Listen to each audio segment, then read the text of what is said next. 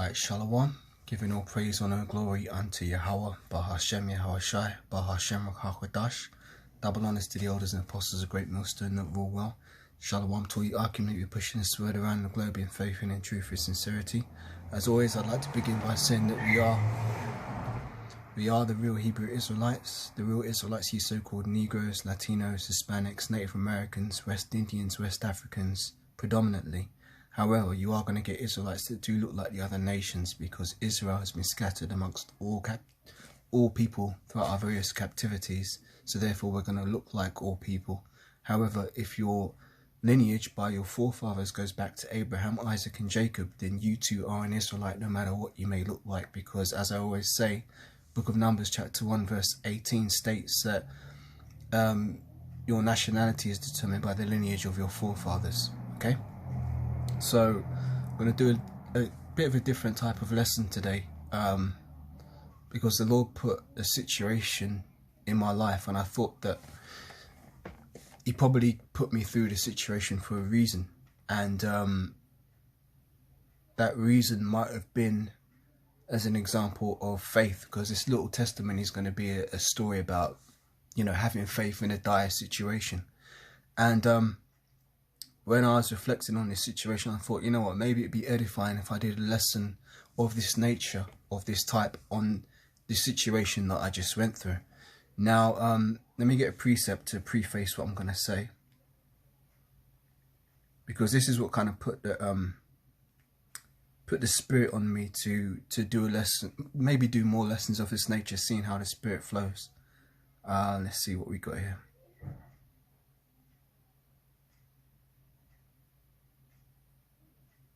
It's like I'm just looking for this precept.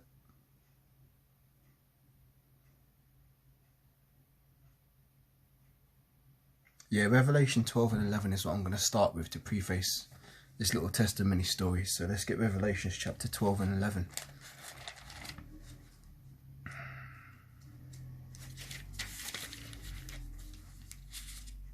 Here we go. This is the book of Revelation chapter 12 verse 11, and it says, "And they overcame him by the blood of the Lamb and by the word of their testimony, and they loved not their lives unto the death." Let me read that again. It says, Revelation 12 and 11, "And they overcame him by the blood of the Lamb," which is the blood of Yahawashi, which was sacrificed to redeem the 144,000 and the 1/3 elect men of the nation of Israel. Men, women and children, I should say. The 144,000 are men, but you're going to have the great multitude, which is the 1/3, that are going to be, you know, women and children and helps and so on and so forth. But the point is that Revelation 12 and 11, "And they overcame him by the blood of the Lamb," and here's the point, "and by the word of their testimony." Now, when I was reflecting on this, I was thinking to myself, you know, the Most High has put me through a great many situations which I feel very blessed to have been through. But what good is it if it's just all in my head and I don't use these stories to help edify fellow brothers in his faith? Because I got a lot of stories to tell, man, and all thanks to Yahweh Bahashem Yahawashi. And the situation I just went through recently is a great example of that. So I'll start with this story. So, you know, it says, "And they overcame by the blood of the Lamb and by the word of their testimony." So, Lord willing, I'll start sharing more of my testimony stories. So, this story is a situation that I was just going through recently. Now, I've got to give a little bit of back information to this. So, basically, you know, different brothers in this truth have different interests and different hobbies and so on and so forth. Me personally, I'm a very solitary type of guy, and I've always been a very solitary type of guy. Now, it's mainly based on my upbringing, because when I was very young, really young, my parents separated when I was very small. So I was about 3 years old, three and a half years old when my parents split.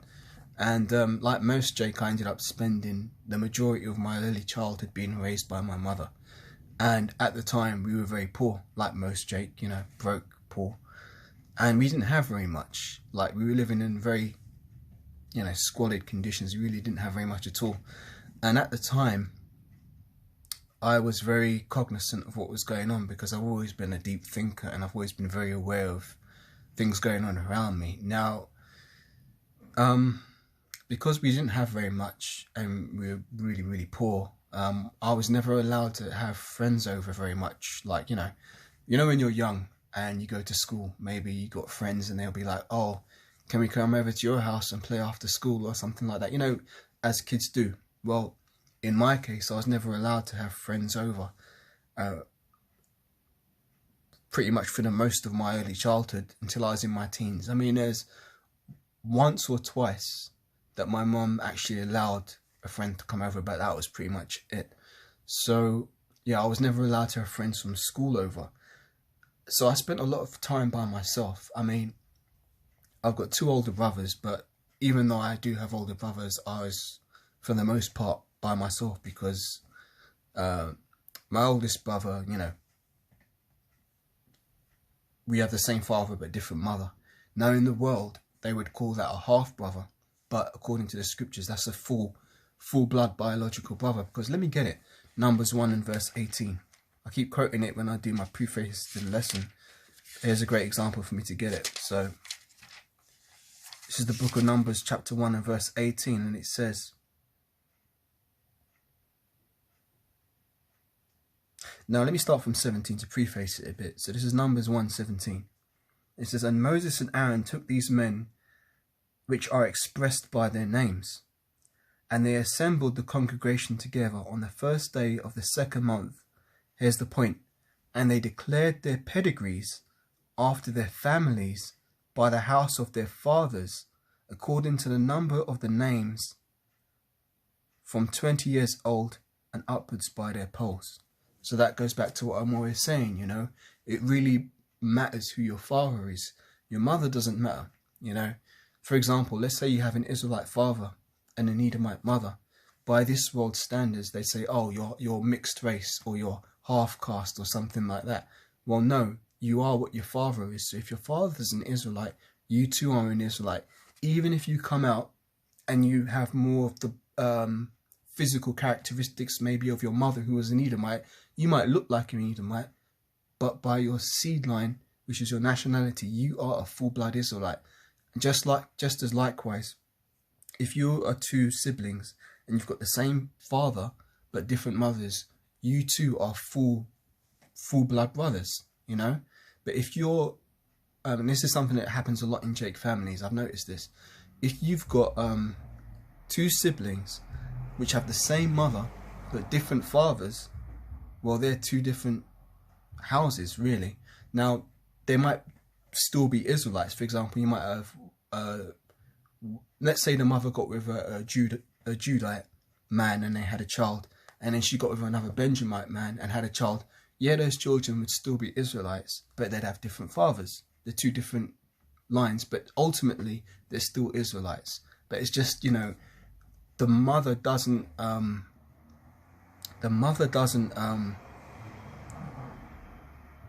determine, the mother doesn't carry the seed essentially, and it's the seed which determines what lineage the child is. I'm thinking of an example. I mean, like if you think of the rapper Tupac Shakur, I think he had a sister, and I know his mum was Afeni Shakur, but I think they had 2 different fathers, but yet they, in the world's terms, they'd be considered brother and sister. And I suppose you could say they are because they're both Israelites, but still it's 2 different fathers, 2 different parentages, but ultimately they're both Israelites. But basically this world basically sows confusion in the minds of the people, talking about, oh, I'm quarter Spanish and I'm half French and I'm 2/3 German. All this is confusion, man. And the Most High is not the author of confusion. Let me get that precept. Bear with me. Kind of going off topic, but the spirit goes where it wills.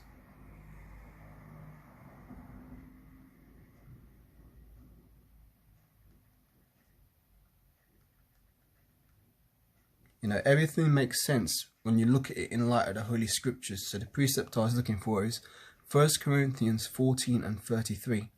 And it says, "For the Most High is not the author of confusion, but of peace, as in all the churches of the saints." So the Most High is not the author of confusion. Mainly Esau Edom is. For those of you who don't know who Esau Edom is, Esau is the progenitor of the so-called predominantly white people, you know, Europeans, Americans. Those are the Edomites, you know, because their forefather was Esau in the Bible, who was the twin brother of our forefather, who was Jacob in the Bible. You can read about that in Genesis 25, but kind of going off topic. The point of the matter is that when I was very small, I spent a lot of time by myself. Like, for example, when I went to school, yeah, I'd hang out with, you know, little friends I had at school. But as soon as, you know, home time came, it was like back to my own world. And my own world was very solitary. Now, as a child, I was kind of very quiet because I used to like to watch a lot, you know, because I've always been about studying people. I like psychology and things like that. And I always just looked at how people moved and how people ticked. So I was very observant. And I learned oftentimes it's better to say little. And, you know, you've got 2 eyes, 2 ears, 1 mouth, you know. So a lot of people say, you know, you've got 2 ears and 1 mouth, learn to listen more. Or you've got 2 eyes and 1 mouth, learn to watch more, you know. So I was very observant and I learned a hell of a lot of weird things because I've kind of got a weird mind. And I say that in sincerity, you know, I've got a bit of a weird mind. But maybe I'll get into that testimony another time. But so because I spent a lot of time by myself, my thing to do was I was really into toys because those were kind of like my friends. I'd have adventures with these toys I used to play with. Now, something that also is because I was very poor, or my family is very poor, I never used to get toys very often, and I knew that if I broke a toy or lost a toy, that would be it, you know. So I kind of learned how to look after things, and I suppose you could use the word cherish things. So whenever my mum had a little bit of money, she'd sometimes buy me a toy, and I'd get the toy, and I would literally cherish it, you know. So over time, my mum saw that I used to look after these things. So therefore, she felt inclined to try and get me a toy whenever she could spare the money, which I'm very grateful for, because she saw how much I enjoyed these things, and it literally was my world. I'd literally come home from school and everything about all the bullshit of the outside world, I'd leave that there, and I was totally in my own little world. I mean, I was really into, the toy line I was into the most was He-Man and the Masters of the Universe. Maybe I'll go do a little testimony about the spiritual symbolism on that at some point, if the Lord wills it. But that's what I was really into. I mean, I liked other stuff as well, like Transformers and Ghostbusters were cool, and later on, Teenage Mutant Ninja Turtles were cool.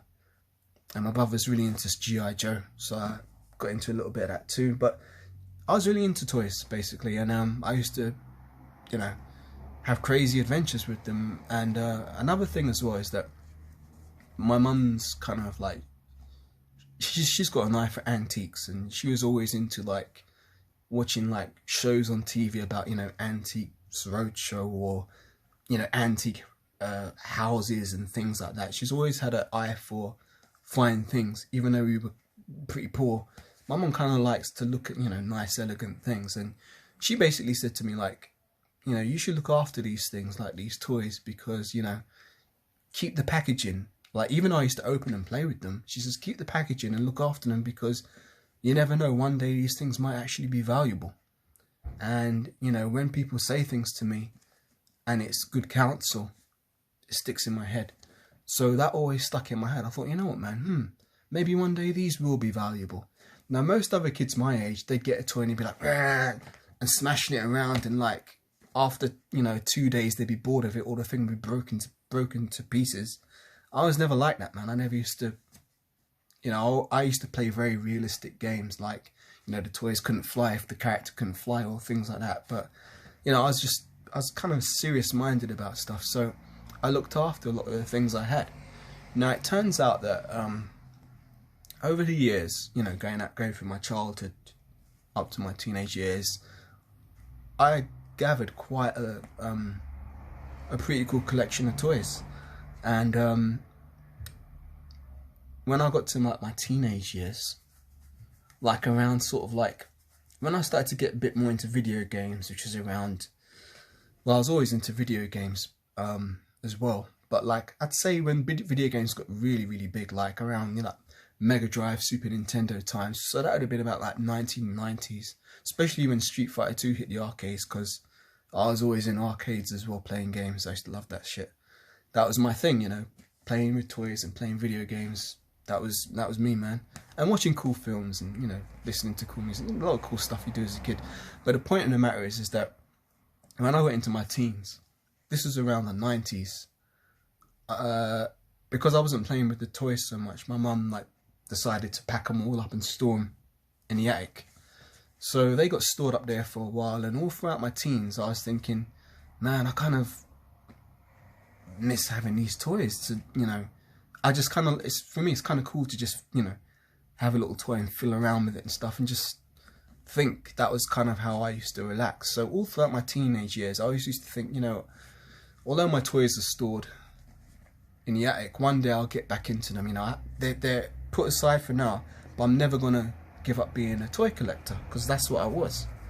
And I remember, like, a little fun testimony, one time my dad came over. I mean, he always used to see me playing with toys and stuff, and I remember, I think I was about like 10 years old, and my dad came over one day, and whenever I got a new toy I was always excited to show him, because I thought like, oh, it can do this and it can do that. And I had one Teenage Mutant Ninja Turtle figure. For anyone who's interested, the character is called Slash, one of the villains. And my dad came over and I was like, oh, Dad, I got this new toy, would you like to see it and stuff? And I was showing him this toy, and I was like, oh, it's got these weapons and you can move here and do that. And my dad was like, oh, you know, I'm always amazed at how excited you get about these things, you know. It's always amazing to see, like, you get so excited about it. And I was like, well, I love toys. And he goes to me, oh, that will all change though, you know. Once you get a little bit older and you get into other things like girls, you'll forget about these toys. And I remember I said to my dad, no, I'm for as long as I live, I'm always going to be a toy collector. And my dad laughed and he goes, all right, we'll see. But true to form, true to word, hey, I'm still doing it to this day. And that's where this whole testimony comes in, because basically, yeah, I got back when I got my first proper job, you know, like when I was, I guess, like early 20. Well, I had jobs before that. I started working quite young actually, but like I guess around 2004 when I had one of my jobs. I'd always kept my eye on the toy market, because I always used to like to see what kids were interested in, because something about me is I'm able to spot trends. Like, I've been blessed in the sense that I'm always someone who's been able to get into things on the ground floor, as they say. Like, usually I'm into stuff before it blows up and becomes a huge, like, you know, phenomenon or global hit.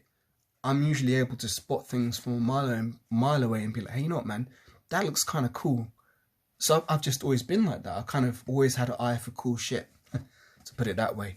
So when I was in my early 20s, I was working a job and I was still always looking at toys. But in the 90s, toys kind of took a dive, because a lot of the cool shit wasn't cool. A lot of the cool 80s shit was kind of not on the market anymore. If it was like in stupid neon colours and just looking really trashy. Like, not really that cool. But in the early 2000s, toy design went through a bit of a renaissance. Dare I use that word, rebirth. Now it's funny that I use the word renaissance, because I'm really into art, and I see toys as kind of like little statues or little sculptures. I like the artistic merit in how they're designed and how they articulate, and, you know, the sculpting and everything. I just love it. I see it as works of art. And I noticed that toy design was going through a bit of a boom, where they had like much better sculpting. Sculpting technology was like, wow, it just skyrocketed. And also articulation. So I was looking at a lot of cool toys, and I thought, you know what, man, these look really cool. I'm going to get into these again. So I started collecting some of them. Now, at the time, they had some cool stuff out, like I remember Marvel. There's a toy line called Marvel Legends, which is still going to this day. That started in the early 2000s, and that's what really kicked off that renaissance of I suppose toy interest for adults such as myself. And so I started collecting Marvel Legends and a lot of DC Universe characters, because I was into comics as well growing up. The ones I could get my hands on, at least, because when I was growing up, it wasn't easy to get, you know, back issues and stuff like that. But I started collecting these Marvel figures, and at the time, it wasn't really that big, because I mean the main superheroes in the mainstream at that time this was around the time when the first Spider-Man film came out. So Spider-Man was huge. The Spider-Man toys are really what kicked it off, to be honest. But then they started doing other Marvel characters such as Captain America, Iron Man, the Hulk, you know, and the X-Men and stuff like that. So I started collecting them, and I was also collecting DC Universe, so Batman, Superman, Green Lantern, Flash, Wonder Woman. I was collecting them because that's what was available. Now, they're not my favourite characters. I mean, I really love Spider-Man. From the Marvel Universe, Spider-Man's my favourite. So yeah, I love Spider-Man. I think Captain America's cool, Iron Man's cool, Hulk's cool, you know, Fantastic Four cool. I think they're cool, you know, but my heart was really in He-Man and the Masters of the Universe, which wasn't being made to a standard that I liked at the time. Salakia, this is a long testimony, bear with me. Now, the point of the matter is that I collected loads of these toys because I was just into them. And at the time, I remember my mum was saying stuff like, why are you buying these toys? I was like, because I like them and I think they're cool, and I think that one day their value is going to be worth more than I'm paying at the moment, because I could get them for dirt cheap. Like, you know, at the time, I could walk into, there used to be a shop here called Woolworths. I could walk into a shop called Woolworths and buy figures for $3.99, and I knew that these figures over time would increase in value. So I bought them, put them on layaway, and I amassed quite a large collection, like especially like for, you know, I've got all the Spider-Man movie 1 toys, Spider-Man 2 toys, as I said, all the Marvel Legends. And the cool thing about the Marvel Legends is that they used to come with comics as well. So if you didn't know the character, you get the toy, you can read the comic and be like, oh cool, man, that's who this character is. For example, I remember in 2006 buying the Black Panther, and I already knew who the Black Panther was, and I remember at the time I thought, you know what, man, this figure's pretty cool. But at the time, the mainstream had no idea who the Black Panther was. You know, I couldn't go out and talk to people and say, hey man, I got this cool toy, it's the Black Panther. Nobody knew King T'Challa or Vibranium or, you know, Wakanda or anything like that. Nobody gave a damn, except if you was a serious, you know, into comics, know these characters type of thing. For example, I guess I kind of was, so I kind of knew, and I thought, you know what, man, these toys are gonna go up in value. Fast forward a few years to 2008, and that's when Marvel Studios made the first Iron Man film.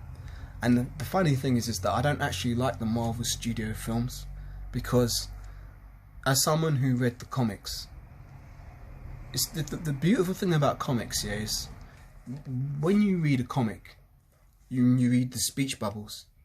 Every character's voice is perfect, because in your head, you're reading the dialogue. So for example, if you see Spider-Man and you're reading a line from him in the comic, his voice is perfect in your head. And so in my mind, I had this kind of idea of who all these characters were, like, you know, Mr. Fantastic, and I don't like Thor very much. I've always hated Thor, but you know, I had these characters in my mind. And when I saw the Iron Man film, I was like, you know what, man, I don't like the jokey, you know, tongue-in-cheek tone of these films. And I never liked the Marvel Studio films. And I tried the Iron Man one, didn't like it. And so that's when I kind of started to lose interest in Marvel, because I didn't like the direction that the films are going in. So therefore, I lost interest in the characters because I thought, you know what, man, I'd rather keep my memories, stay with my memories of all these adventures, like, you know, the Infinity Gauntlet and, you know, Avengers, Kree Skull War. You know, I read all the big stories like DC Universe, Crisis on Infinite Earths, all the major storylines I've kind of read. And well, most of them, I shouldn't say all because there's comics I haven't read. But yeah, most of the main story arcs I read. But the point of the matter is that I started to lose interest. And furthermore, they started to make Masters of the Universe toys. So I thought, you know what, man, that's what I really wanted. So I started collecting that more and stopped collecting the Marvel DC stuff so much. I mean, occasionally if I saw a character that I really liked, I'd get it. But basically the point of the matter is that fast forward a few years, so that was around 2008, 2009 when the first Iron Man film came out. Avengers 1 came out in 2012. Again, I tried watching it, didn't like it, just wasn't feeling it. That made me less interested in my Marvel figures. But I thought, you know what, man, the good thing is that these characters are becoming mainstream now. You know, in 2007, nobody in the mainstream is really talking about Captain America much, unless they're reading the Marvel Civil War comics, because that was going on around that time. But most people in the mainstream, Captain America and the Avengers, oh, that's old, that's been and it's done. Incredible Hulk, oh, that's old, that's been and it's done. But the Avengers brought these characters back into the mainstream. So therefore, a lot of children were going to the cinema, watching Iron Man, Iron Man 2, watching Avengers, seeing all these characters, and thinking, oh, these are cool. Now, the interesting thing about toy collecting is that you've got to think ahead. So what you've got to realise about toy collecting is that the people who want the toys the most are the ones who can't buy them at the time. For example, in the 1980s, there were hella toys that I wanted, but you're not going to get a toy every day. And you haven't got your own financial income to purchase the toy that you want. So therefore, you're at the mercy of chance. Now, what happens is, when someone's at the mercy of chance like that, they grow up and they think, oh man, I really wish I'd have been able to get that Spider-Man movie 1 toy back in the day, but I didn't get it. Well, thanks to the internet, once that kid gets old enough, they go, wonder if that toy's on eBay. So then they go to eBay, they do a search, boom, they find a toy, boom, they want it. Now they're older, they've got a disposable income, which they can now use to buy the thing that they really wanted when they were a child but couldn't get. Which is kind of how it happened with me and when I grew up. But then eBay came in, and then, whoa, you can get the things that you might have never ever have seen again if it weren't for eBay. So that's a bit of a long preface to this testimony, but the point is that bringing up to the point of how I got to be in the position I'm in. So basically, the position I'm in is that I'm in this truth, obviously, and the most important thing to me is this truth. Now, I've been very fortunate in that the Lord's blessed me in many ways. So let me get a precept.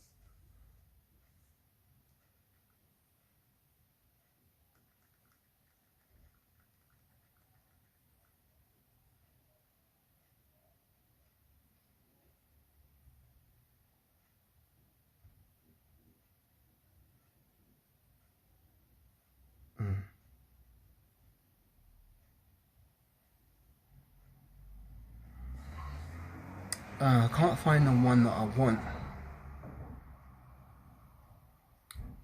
But let me get a different precept.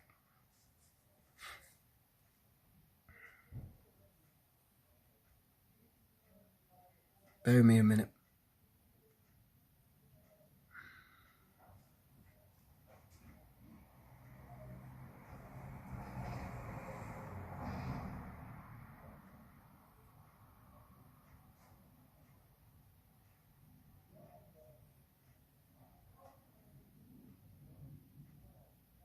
No, can't find that one.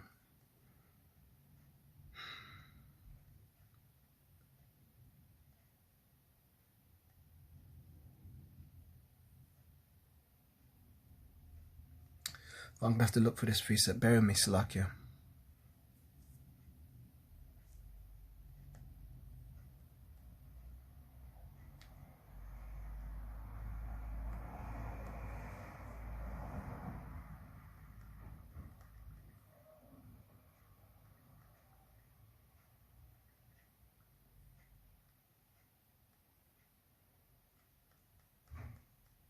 Right, here we go, I found it.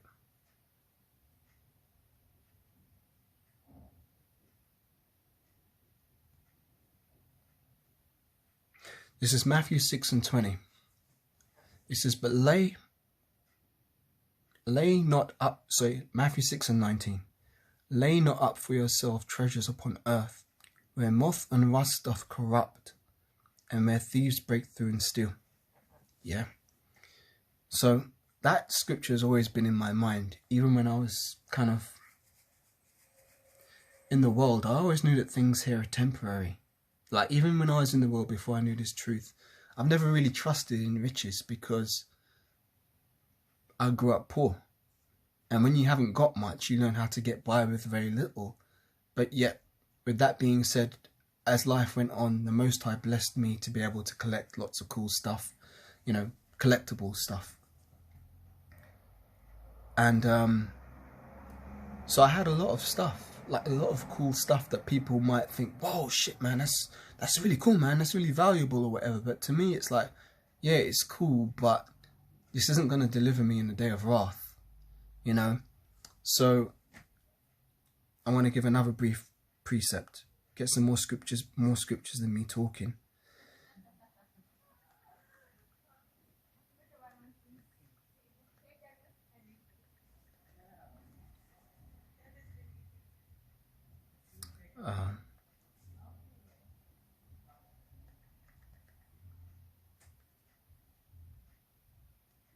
Bear with me, Salakia. Thank you for this testimony.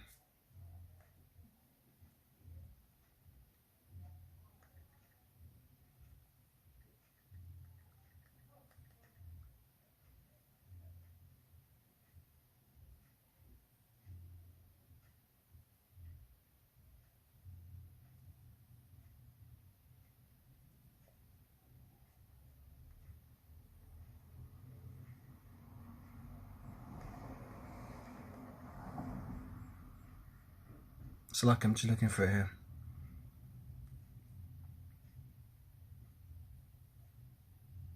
Yeah, here it is, Matthew 19. So here's a little brief precept.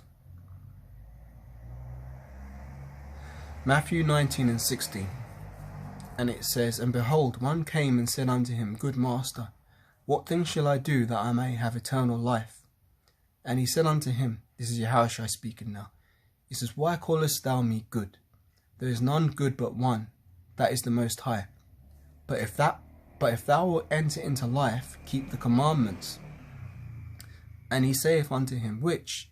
Yahushua said, thou shalt do no murder, thou shalt not commit adultery,